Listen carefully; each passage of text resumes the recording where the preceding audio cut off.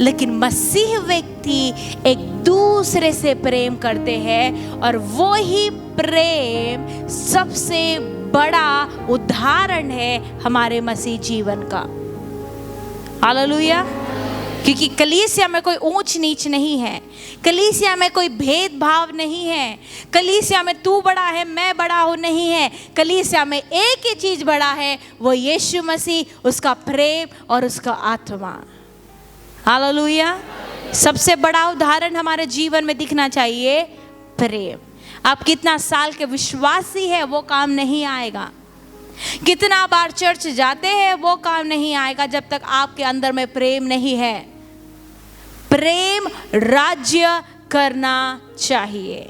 Hallelujah. अभी 7वां point मेरे साथ लिखिए, आज्ञाकारी मसीह बने। क्या मसीह बने? आज्ञाकारी। हम हर जगह पे हर चीज का पालन करते हैं, तो फिर क्यों मसीह जीवन में आज्ञाकारी नहीं बनते? क्या प्रॉब्लम है कि हम यीशु मसीह की आज्ञाकारी नहीं बनते? क्या समस्या है कि हम परमेश्वर के वचन का आज्ञा नहीं मानते हैं? अगर आपको मसीह जीवन जीना है, एक अच्छा मसीह बनना है, एक सच्चा मसीह बनना है, आज्ञाकारी बनना पड़ेगा। क्या? अपने पड़ोसी को बोलो, आज्ञाकारी। आज्ञाकारी। यूहन्ना उसका 14 और उसका 15 में मेरे साथ कहिए, यदि तुम मुझसे प्रेम रखते हो तो मेरी आज्ञा को मानोगे। क्या को मानोगे? क्या को मानोगे? तो अगर मैं आज्ञा को नहीं मान रही, इसका मतलब है कि मैं परमेश्वर से प्रेम नहीं करती। अगर आप परमेश्वर से प्रेम रखते हो तो आज्ञा को मानोगे, आज्ञा को कभी नहीं टालोगे। वो आज्ञा क्या है? परमेश्वर का वचन। हालेलुया।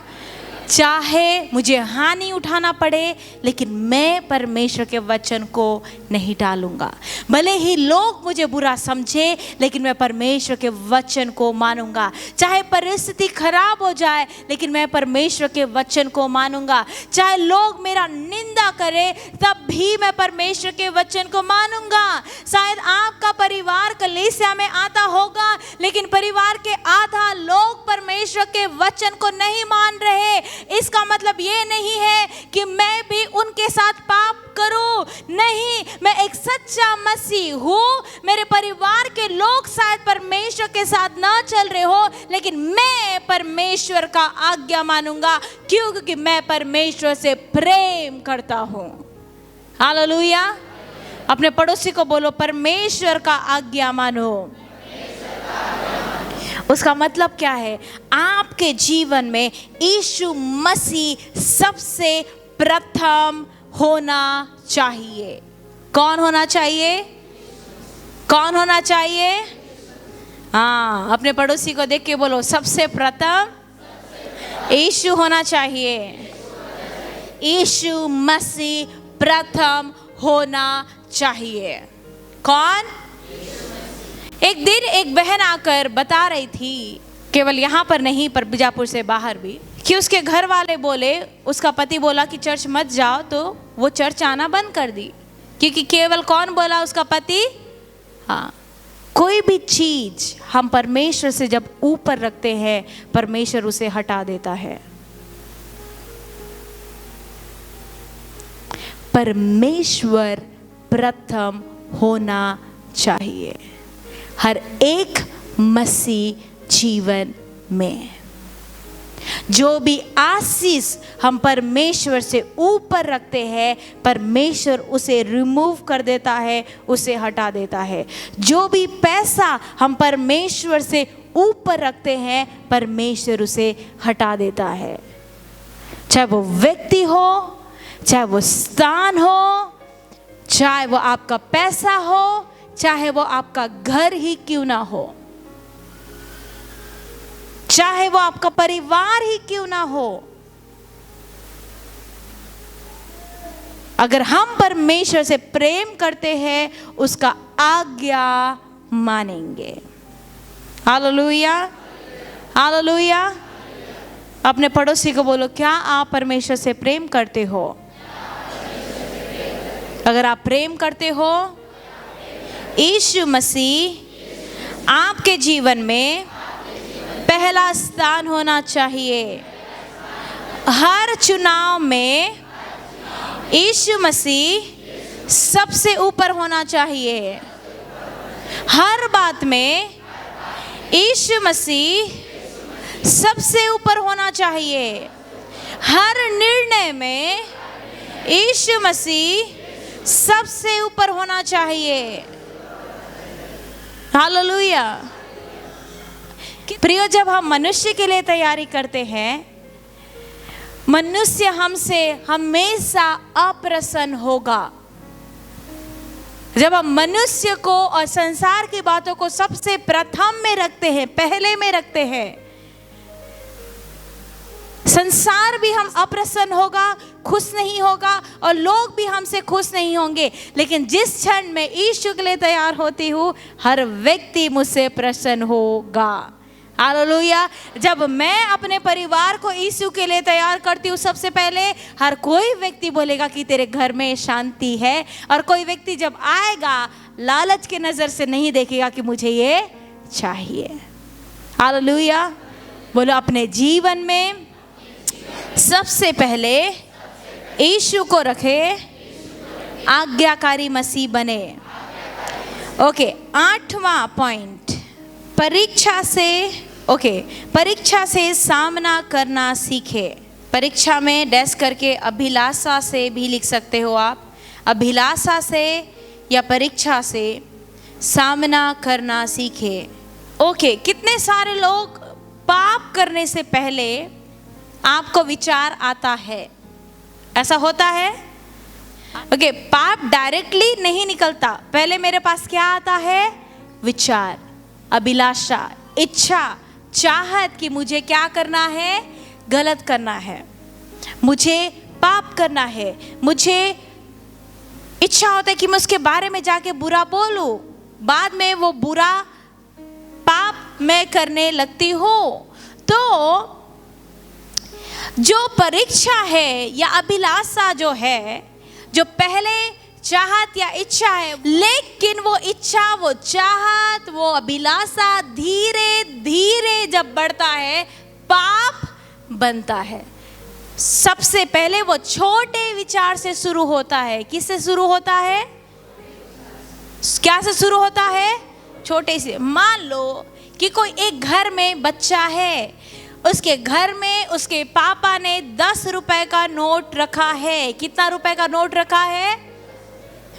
वो मम्मी किचन में है, वो पापा कार साफ कर रहे हैं, वो कोई भी नहीं देख रहा, मेरे फ्रेंड लोग तो बिस्कुट खाने वाले, मैं भी लेके जाता हूँ। धीरे से 10 रुपए उठाता है। उसके पहले क्या आया उसके पास? विचार। और फिर वो क्या करता है? 10 रुपया को टेबल से उठाता है, बिना बताए अपने बक्से पर रखता है, और वो स्कूल चले जाता है। उसके बाद शाम को उसके मम्मी पापा पूछते हैं कि मैंने यहाँ पर 10 रुपया रखा, वो 10 रुपया कहाँ है? पापा कहाँ पर था पापा 10 रुपए? मैंने तो नहीं देखा। अच्छा, तूने नहीं देखा? अच्छा, काम करने वाली बाई उठा के लेके गई होगी, छोड़ो। वो आज 10 रुपया उठाया, कल उसको 100 रुपया का कुछ चाहिए। उसने पापा को देख लिया कि अलमारी में इस जगह पर 100 रुपया रखा है। फिर चेक करता है मम्मी कहाँ है, फिर चेक करता है पापा कहाँ है। अब वो जाता है, 100 रुपया को अलमारी से निकालता है और जाके कुछ गलत चीज़ें देखकर आता है। अब उसके पास चोरी करने का भी पाप है, उसके पास अश्लील चीज़ें देखने का भी पाप है। अब जब बच्चा बड़ा होता है, जवान होता है, वो चोरी करने लगता है, वो व्यभिचार करने लगता है। उसके बाद एक दिन बहुत बड़ा कुछ कांड करता है और उसको जेल में डाल दिया जाता है। कितने सारे लोग को समझ में रहे? कहाँ से शुरू हुआ? छोटे से विचार में। तो यहाँ पर वो विचार पाप नहीं नहीं दिख रहा है, लेकिन वो अभिलाषा, वो चाह धीरे धीरे पाप में बढ़ रहा है और भयंकर पाप का रूप ले रहा है। तो हमको सीखना है आत्मिक जीवन में कि मैं इसका सामना करूं, पाप के विचार को ना ध्यान दूं, पाप को उत्पन्न होने ना दूं, लेकिन मैं उसका सामना करके वचन का उपयोग करके वचन में चल के परमेश्वर के साथ पवित्र जीवन जीऊं। Hallelujah, hallelujah. अपने पड़ोसी को बोलो, जब भी आपके अंदर कुछ गलत विचार आता है, गलत सोच आता है, अभिलाषा आता है, उसका मनोरंजन ना करे। क्या ना करे? मैंने बहुत इंपॉर्टेंट चीज कहा, क्या ना करे? हाँ, उसको और ना सोचे। वहीं पर मुझे कहने की आवश्यकता है, यीशु के नाम से ये विचार को मैं नाश करती हूँ, मैं परमेश्वर का आज्ञा मानती हूँ, इसलिए मैं पाप भी नहीं करूंगी। हालेलुया। वो बच्चा का क्या किया, उसने सोचा, उसने देख लिया और फिर अपने विचार का मनोरंजन कर रहा है और वो 10 रुपया ले लिया। अब उसको मजा आया, उसको किसी ने डांटा नहीं, उसको किसी ने सुधारा नहीं, किसी ने पूछा नहीं कि तू स्कूल में क्या किया, किसी ने पूछा नहीं कि तूने कॉलेज पर क्या किया, किसी ने पूछा नहीं कि आज दिन भर तूने क्या किया, स्कूल से आने के बाद तू कहाँ गया था, जॉब से आने के बाद आप कहाँ पर थे, या फिर बहन आप दिन भर कहाँ थी, घर में थी, अपने पड़ोसी के पास थी, किसके पास थी। अभिलाषा और पाप का मनोरंजन अपने परिवार में करना बंद करे और एक सच्चे मसीह जीवन को जिए। हालेलुया। कितने सारे लोग समझ रहे हैं? बहुत स्ट्रॉन्ग वर्ड पवित्र आत्मा दे रहा है। आपके बच्चे जब गलत करते हैं उनको सुधारने की आवश्यकता है, ना कि मनोरंजन। ठीक है बेटा कोई बात नहीं, ये मत बोलना, लगाने की जरूरत है लगाओ, वचन सुनाने की जरूरत है सुनाओ, पास्टर के पास जाके छुटकारे की प्रार्थना करने की है उसको लेकर आओ, लेकिन वो छोटा सा पाप का विचार, छोटा सा पाप का एक्टिविटीज, छोटा सा चीज को मनोरंजन मत करो, क्योंकि एक दिन बढ़ते बढ़ते वो बड़ा पाप का रूप ले लेता है और कई बार उसके कारण लोग परमेश्वर से भी दूर हो जाते हैं। लोग अपने जीवन को खो देते हैं, उद्धार को खो देते हैं। इसलिए परीक्षा से और अभिलाषा से सामना करना सीखे। अपने पड़ोसी को बोलो, परीक्षा से, अभिलाषा से सामना करना सीखे। हालेलुया। अगर बार बार कोई विचार आ रहा है, बार बार कोई स्वप्न आ रहा है जो अच्छा नहीं है, ओके, कितने सारे लोग समझ रहे हैं? बार बार कोई स्वप्न आ रहा है जो गलत है, जो अच्छा नहीं है, जो बुरा है, कुछ भी हो, आप जब भी अपने बेड पर जागते हैं कि मैंने ये सपना देखा है, उसी टाइम आपको नियंत्रण लेने की आवश्यकता है। आत्मिक संसार में कहने की आवश्यकता है कि यीशु के नाम से जो कुछ भी आपने देखा है वो स्पिरिट को कहे, मूर्ति पूजा वाली आत्मा, व्यभिचार की आत्मा, यीशु के नाम से मैं तोड़ती हूँ। मेरे शरीर में यीशु का लहू है, मेरे बेड में यीशु का लहू है, मेरे रूम में यीशु का लहू है, मेरे परिवार में यीशु का लहू है, मेरे बच्चों में यीशु का लहू है, इसलिए पाप तू प्रवेश नहीं कर सकता। यीशु के नाम से मैं उसे इसी वक्त कैंसिल करती और तोड़ती और रोकती हूँ। Hallelujah, hallelujah, hallelujah. शायद आपके घर में 4 सदस्य होंगे, लेकिन उसमें से एक ही सदस्य ने कोई ऐसा स्वप्न देखा है।